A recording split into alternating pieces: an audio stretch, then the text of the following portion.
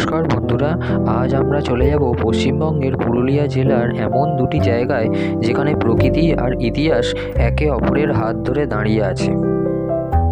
এই দুটি জায়গা হলো বরন্তী লেক এবং গড়পঞ্চকোট। খুব বেশি প্রচার না থাকলেও যারা একবার এখানে গিয়েছেন তারা বারবার ফিরে যেতে চান। পাহাড়, জল, বন আর শতাব্দী প্রাচীন ইতিহাস সব মিলিয়ে এই ভ্রমণ এক আলাদা অনুভূতি। প্রথমেই কথা বলি বরন্তী লেক নিয়ে। বরন্তী লেক অবস্থিত পুরুলিয়া জেলার রঘুনাথপুর মহকুমার ছোট গ্রাম বরন্তীতে। চারিদিকে পাহাড় ঘেরা এই লেকটি মূলত একটি জলাধার, কিন্তু প্রকৃতির সৌন্দর্যে এটি আজ এক জনপ্রিয় পর্যটনস্থল। এখানে আসলে প্রথমেই যেটা অনুভব করবেন সেটা হলো নীরবতা। শহরের হর্ন, কোলাহল, তারা সব যেন এখানে এসে থেমে যায়। ভোরবেলায় বরন্তী লেকের সূর্য ওঠার দৃশ্য সত্যিই অসাধারণ। পাহাড়ের আড়াল থেকে ধীরে ধীরে সূর্যের আলো জলে পড়ে লেকের জল পাহাড়ের প্রতিবিম্বে ভেসে ওঠে। সঙ্গে পাখির ডাক। এই মুহূর্তগুলো ক্যামেরায় নয়, মনে ধরে রাখার মতো। যারা মানসিক শান্তি খুঁজছেন তাদের জন্য বরন্তী লেক যেন এক প্রাকৃতিক থেরাপি।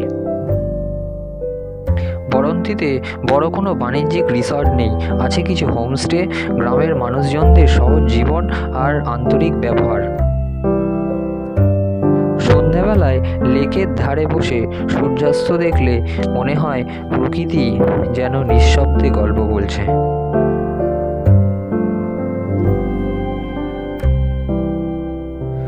বরন্তী লেক ভ্রমণ করার পরে চলে আসুন গড়পঞ্চকোটের দিকে। বরন্তী লেক থেকে খুব কাছেই অবস্থিত গড়পঞ্চকোট। এই জায়গাটি শুধু প্রাকৃতিক সৌন্দর্যের জন্য নয়, বরং এক ইতিহাসের জন্য অত্যন্ত গুরুত্বপূর্ণ। একসময় গড়পঞ্চকোট ছিল পঞ্চকোট রাজ্যের রাজধানী। এই রাজ্যের শাসক ছিলেন সিংদেও রাজবংশ। ইতিহাস বলে পঞ্চকোট রাজ্য বহু শতাব্দী ধরে এই অঞ্চলে শাসন করেছিল।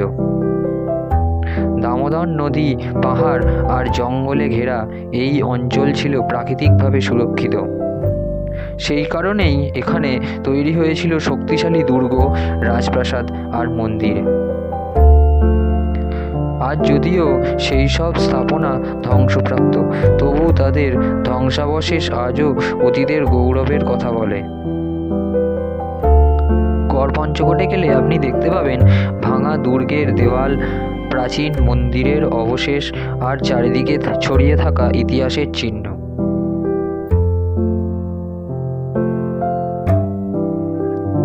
এখানে দাঁড়িয়ে মনে হয় সময় যেন থমকে গেছে। বাতাসে এক ধরনের গভীরতা আছে যা ইতিহাসের ভার বহন করে।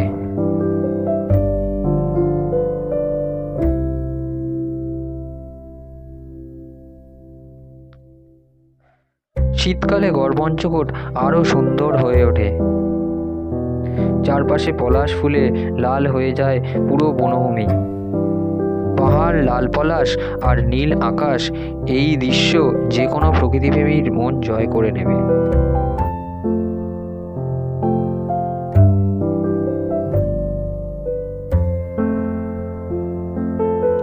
বরন্তী লেক আর গড়পঞ্চকোট, এই দুটি জায়গা একসঙ্গে ঘোরার সবচেয়ে সুবিধা হলো দুটোই এর অত্যন্ত কাছাকাছি।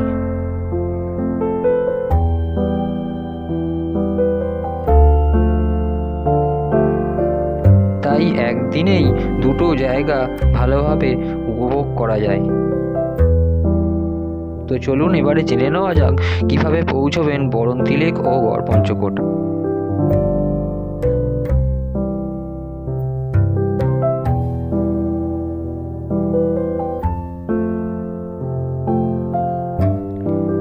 যদি আপনি কলকাতা থেকে ট্রেনে যেতে চান তাহলে সবচেয়ে সুবিধাজনক হলো পুরুলিয়াগামী ট্রেন। কলকাতা থেকে পুরুলিয়া এক্সপ্রেস, রূপসী বাংলা বা অন্য কোনো পুরুলিয়াগামী ট্রেন যেমন আদ্রা জাংশন বা পুরুলিয়া স্টেশন আপনি নামতে পারবেন। আদ্রা জাংশন থেকে বরন্তির দূরত্ব প্রায় 6 থেকে 7 কিলোমিটার। স্টেশনের বাইরে থেকেই টোটো, অটো বা লোকাল গাড়ি পাওয়া যায় বরন্তির উদ্দেশ্যে।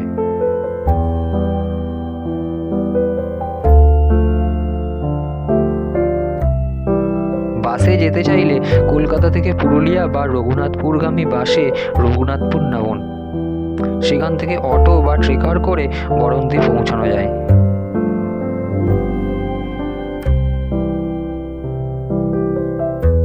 যারা নিজের গাড়িতে যেতে চান তাদের জন্য রুটটি হলো দুর্গাপুর এক্সপ্রেসওয়ে ধরে আসানসোল, তারপর রঘুনাথপুর হয়ে বরন্তি। শেষ কিছুটা রাস্তা গ্রামাঞ্চলে হলেও গাড়ি চলার মতন।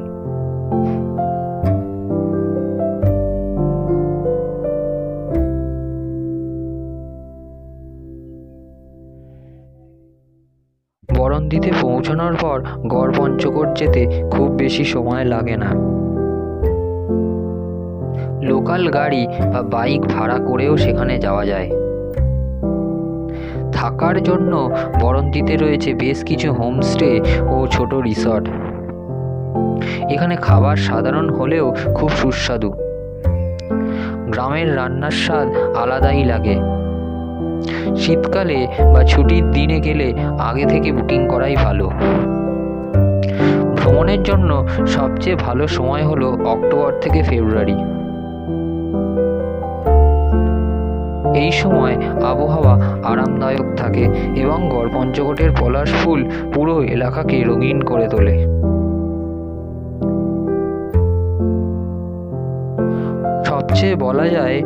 সবশেষে বলা যায় বরন্তি লেক ও গড়পঞ্চকোট এমন দুটি জায়গা যেখানে খুব বেশি খরচ না হলেও প্রকৃতি, ইতিহাস আর মানসিক শান্তি এক অপূর্ব অভিজ্ঞতা পাওয়া যায়।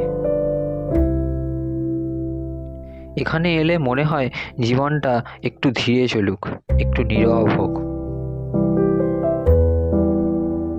যদি আপনি ভিড়ের বাইরে প্রকৃতির কোলে আর ইতিহাসের ছায়ায় কিছু সময় কাটাতে চান, তাহলে বরন্তি লেক ও গড়পঞ্চকোট আপনার পরবর্তী ভ্রমণ গন্তব্য হতেই পারে।